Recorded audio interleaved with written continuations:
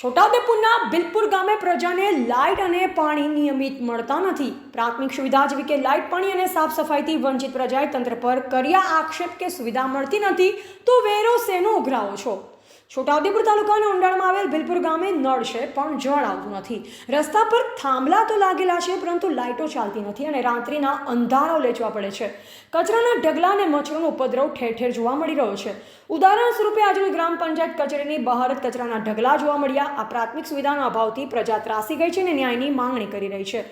સામાન્ય વ્યક્તિને પ્રાથમિક સુવિધા ન મળતા પંચાયતના વેરા કેમ ભરવા તે પણ એક પ્રશ્ન થઈ પડ્યો છે। બિલપુર ગામના રહીશો આક્ષેપ કરતા જણાવી રહ્યા છે કે અમારા ગ્રામ પંચાયત કચેરીમાં જે વેરા ઉઘરાવવામાં આવે છે તે વેરાની પાવતીમાં ઘર વેરો, પાણી વેરો તથા અન્ય વેરા લખવામાં આવે છે, પરંતુ અન્ય વેરા કયા કયા તે પ્રજામાં પ્રશ્ન ઉદ્ભવ્યો છે। જ્યારે 200 રૂપિયાની પાવતી હોય પરંતુ વીજળી નિયમિત મળતી નથી, સફાઈ થતી નથી, નળમાં પાણી આવતું નથી તો વેરા ભરવાના ક્યાં સુધી વ્યાજબી છે। ગ્રામીણ પ્રજા મજૂરી કરી પોતાનું ગુજરાન ચલાવતી હોય, તેની પાસે વેરાના પૈસા પણ હોતા નથી તો અન્ય વેરા ક્યાં તેનો ઉલ્લેખ કરે તો પ્રજાને ખ્યાલ આવે। સદર ગ્રામ પંચાયત 6 ગામોની મોટી પંચાયતો અને તલાટી હાલ ચાર્જમાં ચાલે છે, જે નિયમિત મૂકવામાં આવે તેવી માંગ ઉઠી છે। તલાટી નિયમિત ન હોય, પ્રજાના કામો ટલ્લે ચડે છે અને ધક્કા ખાવાના વારા આવતા હોવાનું ગ્રામજનો જણાવી રહ્યા છે। ગ્રામીણ વિસ્તારોમાંથી મળતી ફરિયાદ મુજબ ઘણી ગ્રામ પંચાયતમાં નિયમિત તલાટી હાજર ન રહેતા પ્રજાલક્ષી કામોમાં વિલંબ થાય છે। ઉચ્ચ અધિકારીએ વિકાસ બરાબર થાય છે કે કેમ તે બાબતે ગ્રામ પંચાયતની મુલાકાત લેવી જોઈએ અને ઘણી ખરી પંચાયતોમાં વહીવટદારનું શાસન હાલ ચાલતું હોય તેમાં સમયસર અને નિયમિત વહીવટ થાય છે કે કેમ તે પણ ધ્યાન આપવું જોઈએ તેવી પ્રજાની માંગ ઉઠી છે। બિલપુર ગામના રહીશ અને આગેવાન દિનેશભાઈ રાઠવાએ જણાવ્યું હતું કે અમે આજે સવારે 8 વાગ્યાથી ગ્રામ પંચાયતની ઓફિસે બેઠા છે અને તલાટી 12 વાગ્યે આવ્યા। જે સમયસર આવે તો 6 ગામોની પ્રજાને ધક્કા ન ખાવા પડે। અમે જે વેરા પાવતી આપવામાં આવે છે તેમાં ઘરવેરો, પાણી વેરો અને અન્ય વેરાનો ઉલ્લેખ કરવામાં આવ્યો છે તે કયા કયા, તે સફાઈ વેરો કે લાઇટ વેરો તે જણાવવું જોઈએ તેવી માંગ। એવા સતીશભાઈ, છોટાઉદેપુર। જિલ્લાનું બિલપુર પંચાયત આવેલું છે। હવે ત્યાં અમારે 5 થી 6 ગામની પંચાયત છે। અછાલા લાગે, બરકુંડા, અછેટા, બિલપુર, ચોરવાના, વિજોલ। આજે અમારા તલાટી પણ અહીંયા ચાર્જમાં આવે છે। હવે અમે 8 વાગ્યાના બેઠા છે, 11-12 વાગે તલાટી સાહેબ આવ્યા।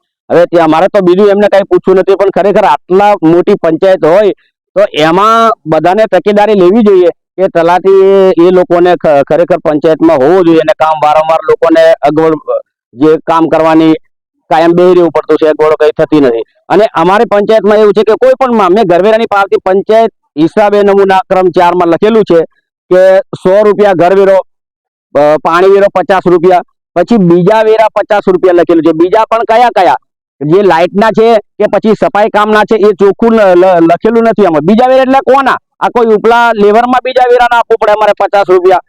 આજે 2023 ની પાવતી છે તો કઈ પણ કામ હોય એટલે નવી પાવતી કરાવવાની। લોકો જોડે હમણાં મજૂરી કરીને ખાતા હોય 200 રૂપિયા નીકળે નહીં।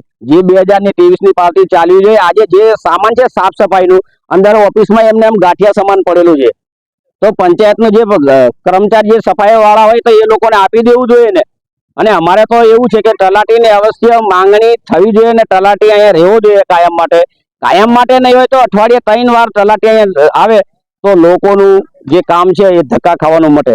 મૂળ વાત તમારી શું છે કે તમે શું કહેવા માંગો છો? અમે તો એવું કહેવા માંગીએ છીએ કે જે ઘરવેરા પાવતી છે એ ખરેખર હિસાબ વગરના રૂપિયા લે છે અહીંયા, અને ગરીબો આટલા બધા પૈસા ભરી પણ નહીં કે આજે 100 રૂપિયા, 50 રૂપિયા ચડાવે છે।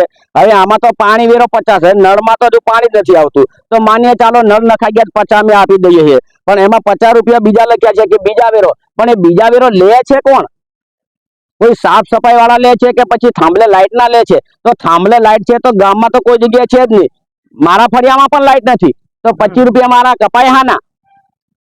તો મારે તો એવું કેવું છે કે ઘરવેરાની પાવતી જે ફાળે એ સરપંચ ને તલાટી કાયદેસર ઘરાવે અને એને નળમાં પાણી આવે છે, એને થાંભલામાં લાઇટ છે તો જ 50 રૂપિયા કાપવા જોઈએ। બાકી ખરેખર થાંભલે લાઇટ નહીં હોય, નળમાં પાણી નહીં હોય તો 50 રૂપિયા કાપવા જોઈએ નહીં। આ તો ખરેખર સરકાર એક જાતના આદિવાસીઓને લૂંટના ધંધા કર્યા છે। તમે નળ તો નાખી દીધા, હવે થાંભલા ઉભા કરી દીધા, પંચાયતમાં લખાણ આપી દીધી કે અમે થાંભલે લાઇટો નાખી છે। સર્વે કર્યું છે તમે કોઈ દિવસે? તો 50 રૂપિયા લખે હાના આના? એટલે ખરેખર આ અન્યાય થતો હોય આદિવાસીને એવું અમને લાગી રહ્યું છે। નલ સે જલ યોજના તમારે તો અહીંયા નાખી છે? આખા પંચાયતમાં નાખેલા છે પણ કોઈને પાણી નહીં, હવા આવે ખાલી બસ। પણ વેરો તો ચાલુ થઈ ગયો 50 રૂપિયા ના, પાણી તો કોઈને જ નહીં આવે। શું નામ? દિનેશભાઈ નાયક। સરપંચનું નામ? સરપંચનું નામ છે આપણે રમણભાઈ.